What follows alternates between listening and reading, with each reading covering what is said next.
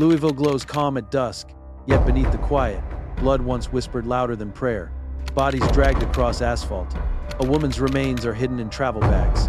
A home set ablaze by fury, and an Uber driver gunned down mid-shift. Now, those responsible sit behind bars, serving decades-long sentences, yet the victims remain forever silent and their stories etched in blood and consequence forever. And this is Inside Louisville's Most Notorious Black Killers, Shocking Murders and True Crime Documentary. Welcome back to Crime Ledger USA, where real crimes meet real justice. Number 1. Chadwick, Fleming, and Davone Collins. Under a dull October sky, a bundle left at a Louisville intersection would reveal a crime too cruel for daylight. The victim was 34-year-old Mitchell Jackson Jr., whose body was found wrapped in trash bags, tied with duct tape, and left at the corner of 18th Street and Muhammad Ali Boulevard. Detectives from the Louisville Metro Police Department determined that Jackson had been shot several times before his body was moved. Two men, 35-year-old Chadwick Fleming and 26-year-old Davone Collins, were later indicted in connection with the killing and the disturbing effort to conceal it. Investigators believe Jackson was murdered at another location before Fleming attempted to dispose of the remains. Using sheets, garbage bags, and electrical tape, the killer bound the victim's body, tied it to the back of an SUV, and drove through the streets, dragging the corpse along the pavement. According to police, the body eventually became detached, prompting Fleming to stop and try reloading it into the vehicle. Surveillance footage from nearby businesses captured the SUV and Fleming's futile attempts before he sped away, leaving the body behind. Residents discovered the body around 9 a.m., mistaking it at first for debris until they noticed human features beneath the torn bags. The sight triggered a wave of calls to 911. When detectives arrived, they found evidence of dragging injuries consistent with movement from another site. It was an act of sheer disregard for human life, one LMPD officer later said. Within 5 days, authorities tracked Fleming down. He was arrested on the 25th of October 2024, initially charged with tampering with evidence and abuse of a corpse. Forensic experts soon confirmed that the victim had died from multiple gunshot wounds, and tire impressions at the scene matched Fleming's vehicle. Investigators followed leads that pointed to a second participant, 26-year-old Davone Collins, accused of assisting in concealing the body. In July 2025, both men were formally indicted by a Jefferson County grand jury, Fleming on murder and related charges, Collins on evidence tampering and abuse of a corpse. During a pre-trial hearing, Fleming appeared emotionless, his hands clasped behind his back as prosecutors described the crime as violent, intentional, and unspeakably degrading. Collins sat silently beside his attorney.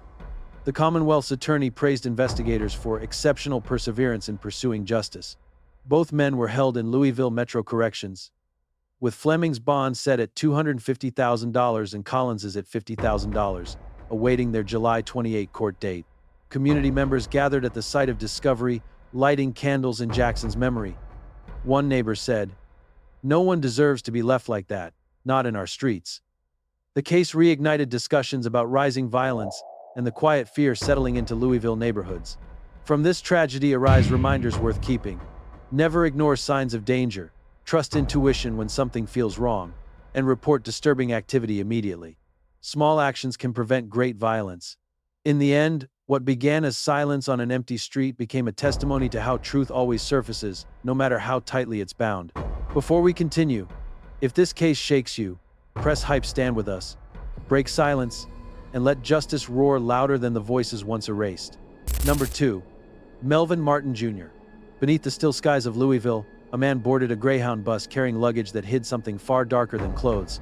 30-year-old Melvin Martin Jr., accused of murdering and dismembering his girlfriend, 31-year-old Larynzo D. Ellington, a woman known for her kindness and volunteer work at a church shelter.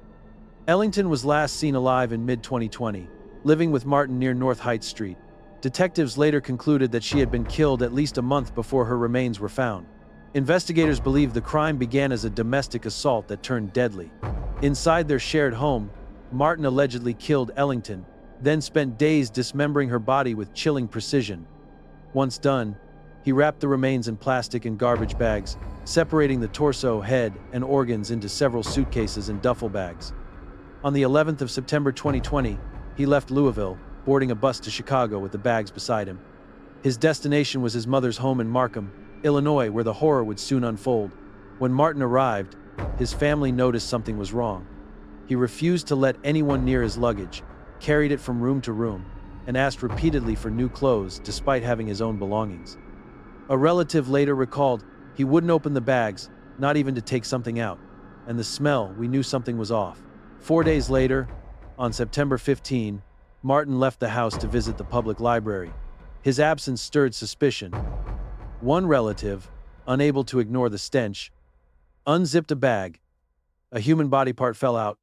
His mother immediately dialed 911. Responding officers arrived at a gruesome scene. Multiple bags containing severed remains, including a human head and internal organs, wrapped tightly in plastic.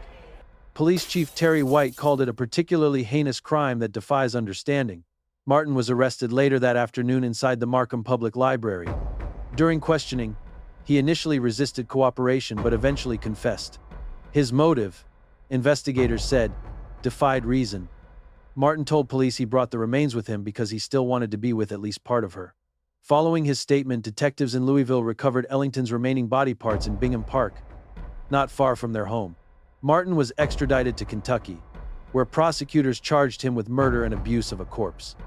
During his first virtual court appearance, the Commonwealth requested a higher bond, citing his lengthy record, 8 felony arrests and multiple domestic violence cases. Judge Jennifer Leibson raised it to $500,000, describing Martin as a danger to the community. The case sparked outrage in both states. A former girlfriend of Martin added, "That could have been me. He was violent, but I never thought it could go that far." From this tragedy come painful reminders: never dismiss signs of escalating violence, seek help before fear becomes fatal, and trust your instincts when safety feels uncertain.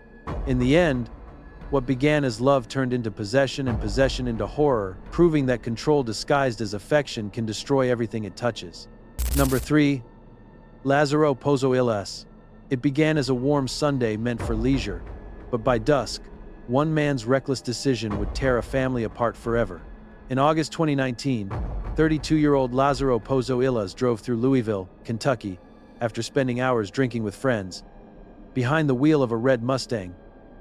His blood alcohol content was later found to be over twice the legal limit. Witnesses recalled seeing him speeding down a 25-mile-per-hour zone near Seneca Park.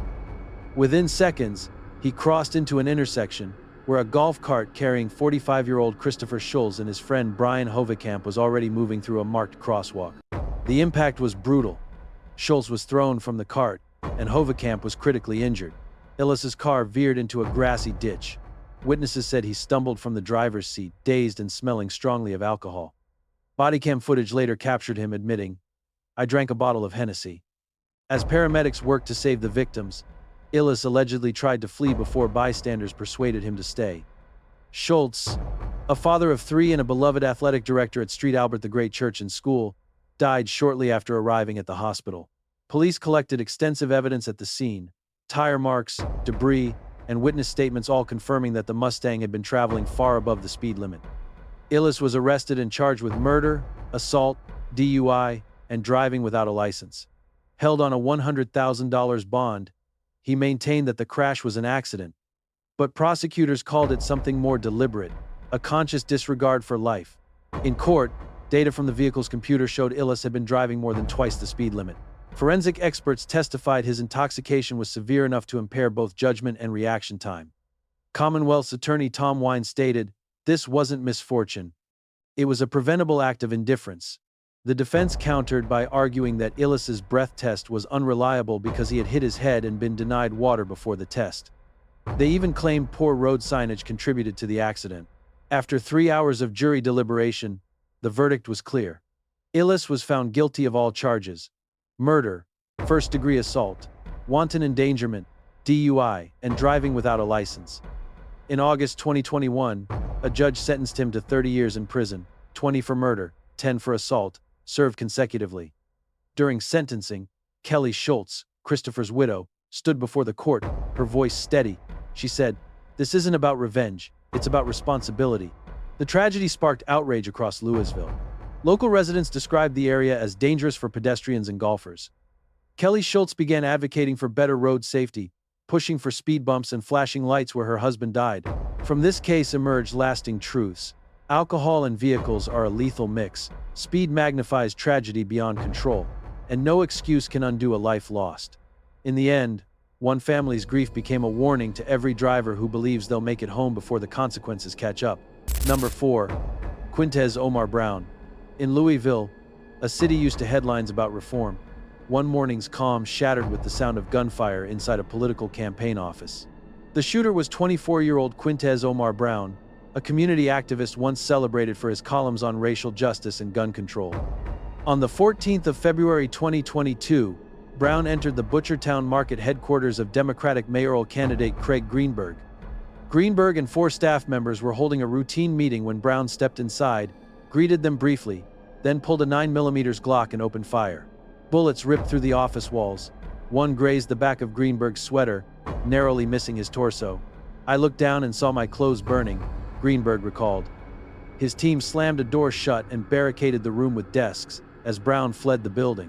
10 minutes later, police arrested him less than half a mile away. Officers recovered the loaded handgun in his pocket, an extra magazine, and ammunition.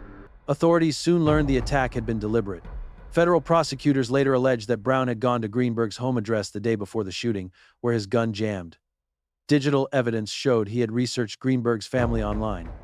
But the most disturbing revelation came from his attorney, who said Brown had suffered a mental breakdown, had not slept for days, and was in a deep psychotic episode. The Louisville Metro Police Department led the investigation, joined by the FBI and ATF. Brown was charged at both state and federal levels, attempted murder and wanton endangerment in Kentucky, and federally with interfering in a protected political campaign and using a firearm during a violent crime. His lawyer argued the federal prosecution was excessive and politically motivated, citing Senator Mitch McConnell's public demand for federal action. The case also ignited public outrage over bail.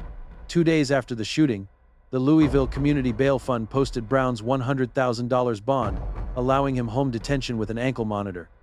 "It's impossible to believe," Greenberg said. "The justice system is clearly broken." Senator McConnell called it radical activism shielding a dangerous man. Over time, Brown's mental health became the central focus.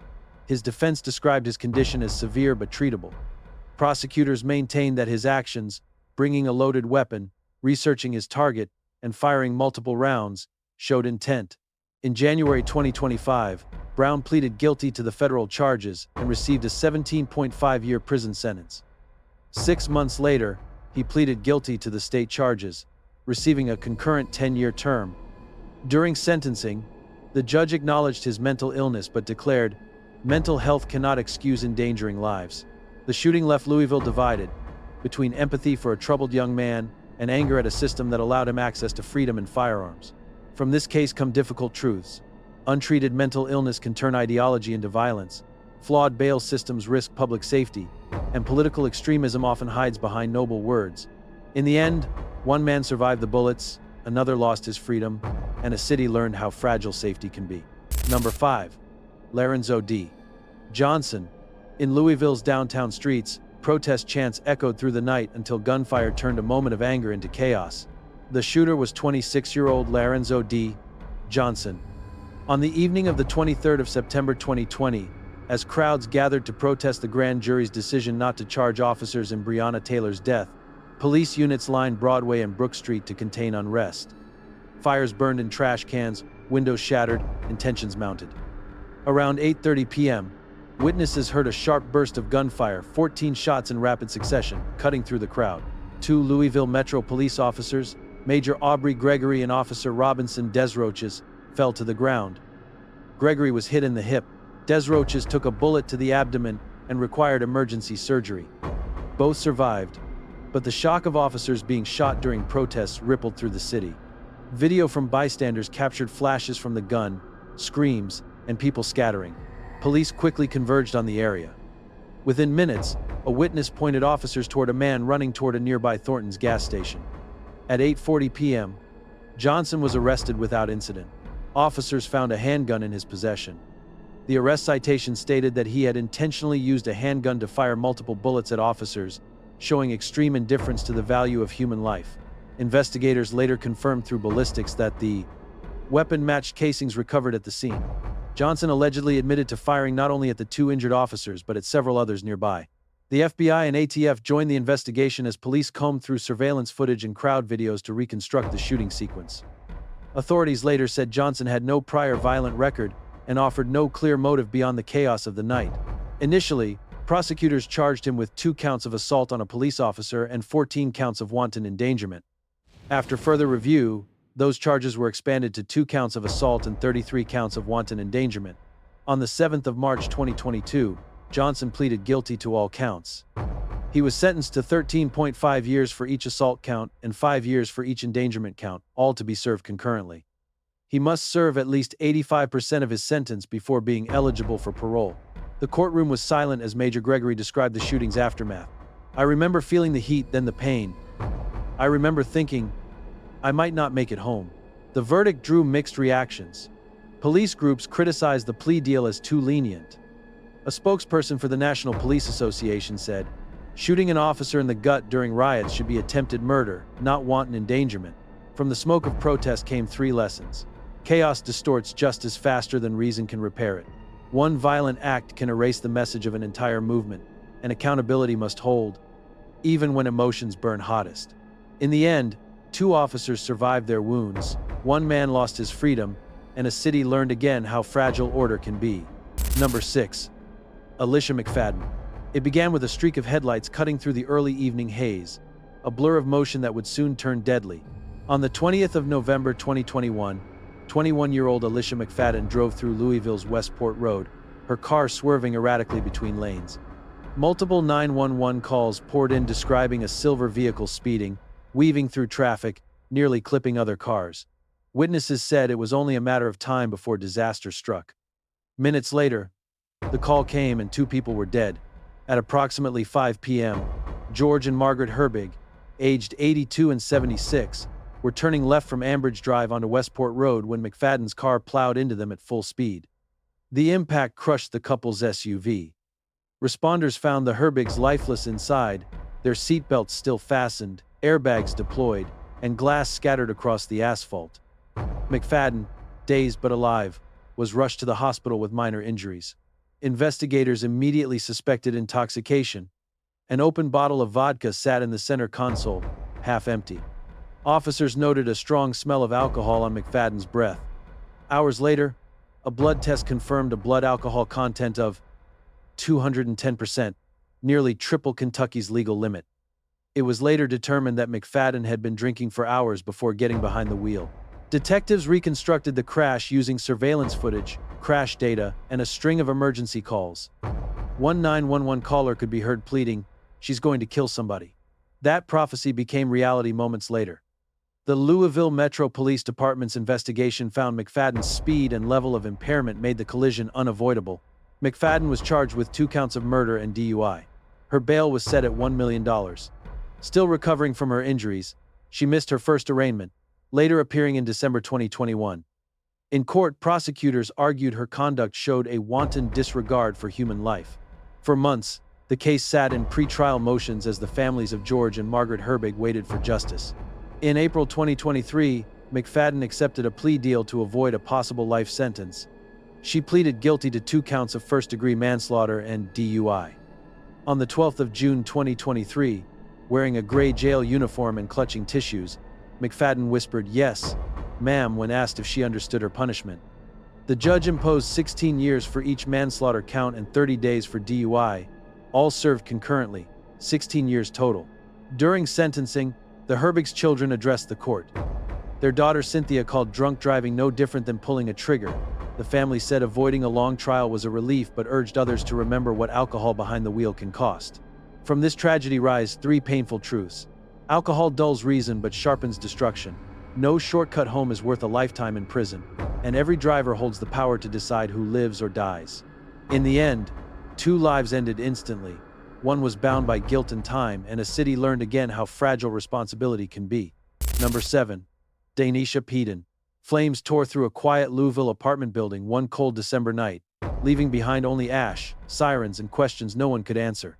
The woman responsible was 33-year-old Danesha Peden. On the 5th of December 2017, Peden poured gasoline inside a 6-unit building on Shanks Lane in the Street Dennis neighborhood and set it ablaze. Investigators later said she started the fire during a domestic dispute with another resident. Within minutes, smoke swallowed the hallways. Residents jumped from windows to escape the inferno. Inside one apartment, 41-year-old Archimeda Riley fought through thick smoke to save her children.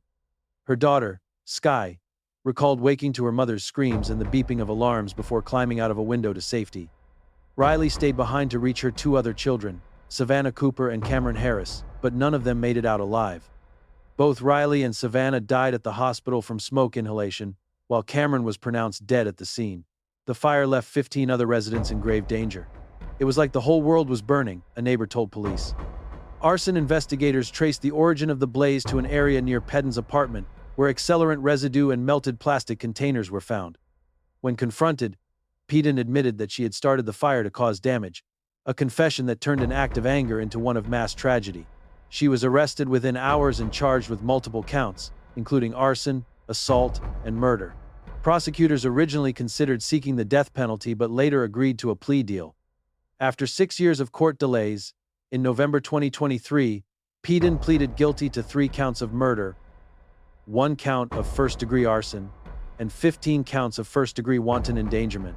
At her sentencing in January 2024, the courtroom was heavy with grief. Peden sat motionless, her eyes fixed on the floor, as survivors spoke. Sky Riley told her, "You destroyed me and my life. You made me a puzzle that will always miss 3 pieces." Wayne Riley, the husband and stepfather of the victims, said through tears, "I've been trying to wrap my head around this and I still don't understand why." Judge Brian Edwards sentenced Peden to 46 years in prison, the maximum allowed under the plea agreement. She is ineligible for parole, meaning she will serve the full term. Her attorney described her as kind, thoughtful, and sorrowful, but her silence offered little comfort to those she left behind. The community's response was a mix of sorrow and exhaustion. Some family members forgave her, others said no punishment could equal the loss. A civil lawsuit against Peden and the building's owners remains pending. From this tragedy comes stark lessons. Unchecked rage can turn a single spark into devastation. Safety should never depend on unstable tempers. And forgiveness, though noble, cannot restore the lives lost to senseless acts. In the end, one woman's anger reduced a home to ashes, and 3 souls became its eternal shadows. Number 8, John Kennedy. He was known for his voice, one that once brought unity and hope to thousands. But on a cold January afternoon, that voice was silenced forever. On the 3rd of January 2023, Jeremiah Buckner, known professionally as Echo, co-founder of the a cappella group Lincoln Bridge, was shot and killed in Louisville, Kentucky. At 43, Buckner had built a career on bridging differences through music, performing on America's Got Talent and using his platform to promote peace. That day, he was driving for Uber, taking a passenger to the 600 block of Village West Drive so the man could sell some items. What should have been a routine trip became an ambush. Surveillance footage captured what happened next. A young man, later identified as 20-year-old John Kennedy, approached Buckner's car and aimed a gun at the passenger in an apparent robbery attempt. The passenger bolted from the vehicle and ran. Buckner tried to flee too, opening his door to escape but fell to the ground. Kennedy fired several rounds, striking him in the back.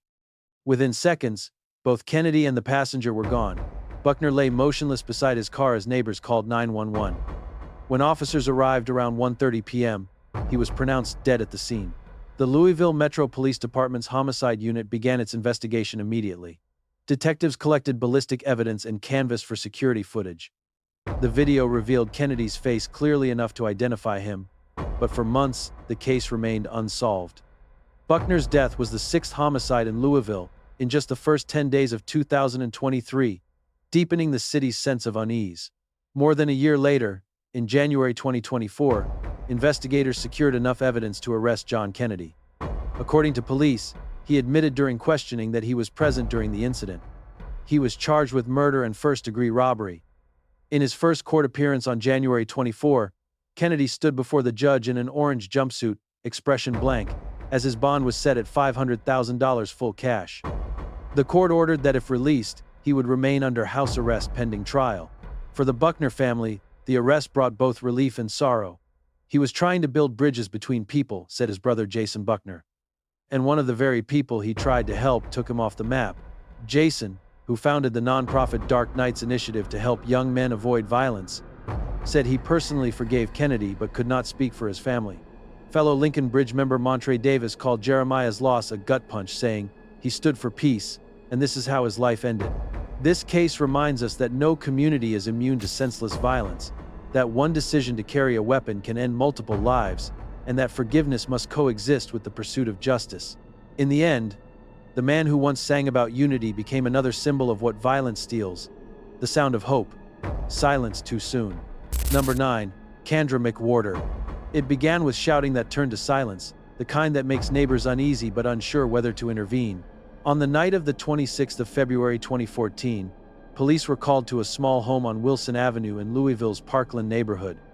Inside, they found 31-year-old Ollie Davis bleeding from a gunshot wound to the chest.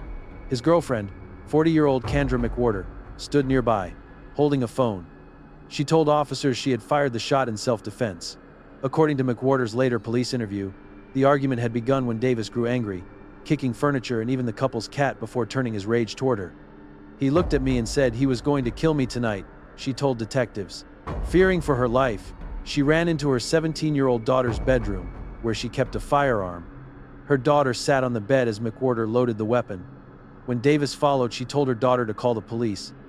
Davis allegedly mocked her, saying, "So you're gonna pull out your gun?" When he stepped toward her, she fired a single shot. The bullet struck Davis in the chest. McWhorter immediately called 911. Paramedics rushed Davis to Louisville Hospital, where he clung to life for nearly 2 weeks before dying on March 8. The medical examiner ruled the death a homicide caused by the gunshot wound. Detectives began reconstructing the night's events. McWhorter's statements contained inconsistencies that raised questions about her claim of self-defense.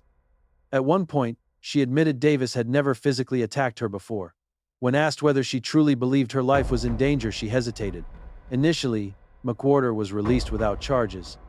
But after Davis's death, the case intensified. Police re-interviewed her on March 3 and charged her with first-degree assault domestic violence. When Davis died 5 days later, the charge was upgraded to murder. A grand jury later indicted her. Her bond was set at $25,000, and she pleaded not guilty. Court records revealed that McWhorter had a prior firearm-related incident in 2009 when she confronted an ex-boyfriend and his new partner with a gun. She served 60 days in jail for menacing. Prosecutors argued that history showed a pattern of impulsive violence. Her defense attorney maintained that she was a frightened woman trapped in escalating domestic chaos. Ollie Davis's family rejected the idea of self-defense. His cousin Jonda described him as the opposite of what they're saying, a man who didn't deserve to die like that. His sister, Maria, recalled McWhorter telling her, "I never wanted to hurt him, but if I did, I would have shot him in the head." The family said the hardest part was watching his 4-year-old daughter grow up without him. The tragedy left haunting reminders. Fear can distort judgment faster than anger. Keeping weapons in unstable homes multiplies risk, and every argument has the potential to end lives when violence becomes an option. In the end, one shot shattered 2 families, proving that in moments of fear, even self-defense can leave nothing to defend. Number 10. Roderick Bush and Dejuan Simonton. It started with a video call that no family should ever see, a loved one bound, terrified, and surrounded by guns. In early September 2021, 25-year-old Jermaine Spreuer vanished in Louisville, Kentucky. 4 days later, his body was discovered near the Shawnee Park boat ramp. What began as a missing person report unfolded into a harrowing case of kidnapping, ransom, and murder. The primary suspects were identified as 31-year-old Roderick Bush and 28-year-old Dejuan Simonton, later joined by a third man, 29-year-old Joseph Hale. According to investigators, on September 7, Spreuer's family received a FaceTime call from his phone. On the screen, they saw him tied up, pleading, while several armed men stood over him. The kidnappers demanded money for his release. "We saw him there, helpless," one relative recalled, "but we couldn't do anything." The ransom was never paid. On September 11, Spreuer's body was found near the Ohio River. Police confirmed his identity after family members identified his clothing. The Louisville Metro Police Department launched a joint investigation with the ATF and FBI, treating the crime as part of a broader network of organized violence. Months later, on the 12th of January 2022, warrants were served to capture the suspects. The arrests quickly escalated into a dangerous standoff. When ATF agents approached a home on North 41st Street, they were met with gunfire. The agents had used a loudspeaker to identify themselves before entering, but bullets tore through the door. The ATF returned fire, and though no one was injured, the shootout underscored the volatility of the suspects involved. Dejuan Simonton was arrested at the scene and charged with attempted murder of a police officer and wanton endangerment, in addition to complicity to murder and kidnapping. 68-year-old Donald Simonton, who admitted firing at the door, was also arrested, claiming he didn't realize he was shooting at law enforcement. Later that day, Roderick Bush was taken into custody without resistance. In April 2022, Joseph Hale was indicted on the same charges, also facing unrelated counts tied to another homicide months earlier. Bush and Simonton appeared in court on January 18, both pleading not guilty. The judge set their bonds at $1 million each. The courtroom remained tense. No family members spoke, but the grief was palpable. During a news conference after the arrests, ATF Special Agent Sean Morrow condemned the violence. "There's a mentality among some that fighting police earns credibility. That's wrong and absolutely unacceptable," he said. "If you use a firearm to commit a crime, we're coming for you." The family of Jermaine Spruer has lived with the weight of unanswered questions. From this tragedy come stark reminders. Never delay contacting authorities when a loved one is in danger. Treat ransom communications as evidence, not negotiation. And remember that organized violence thrives where silence prevails. In the end, one man's life became a symbol of how fear, greed, and power intertwine, leaving justice to rebuild what cruelty destroyed. Dark truths, twisted motives, and crimes that defy reason. Louisville's history hides stories far deeper than headlines reveal. If tonight's case has left you speechless, you're only scratching the surface of what's still unsolved, still haunting, and still unfolding across America. From cold-blooded killers to crimes that changed entire communities, we'll keep uncovering the stories others won't tell. Subscribe to Crime Ledger USA and hit the bell icon so you never miss the next descent into the real, raw, and unforgettable side of true crime.